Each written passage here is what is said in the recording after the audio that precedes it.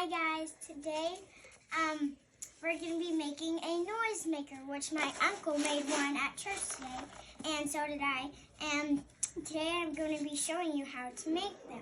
So first I started out with this boring old paper towel roll, and then I put yellow, green paper on it. And then I took my M&Ms that we have right here. Yeah, we use M&Ms because we have a little baby that we don't want to eat beans or something. But you can make it with beans or beads or whatever you want to make noise in your music maker, huh? And then we just put it there. Then we'll take this and then... and then you tape it around. Tape piece. Come on, tape, work.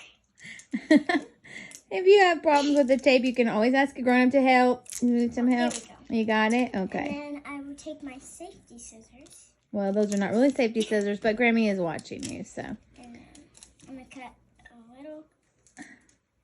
You can use, that is a thick tape. You can use a regular tape. You can even use a rubber band if you put your paper down. Now I'm going to squeeze this. Got stuck there. And I'm going to take this part. The tape just kind of wraps around and then you can tape it down. Like I said, you could use a rubber band or whatever you want. Maymay is using tape. And the other end is taped. And then shake it, May. Show them how you shake. Shake it.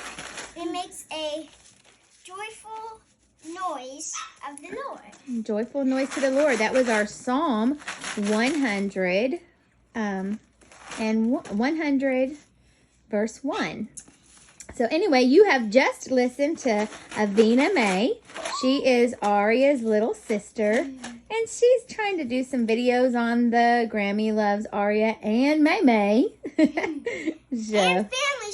And family show. So anyway, thank you for watching her, guys. Bye. I hope you have a blessed day.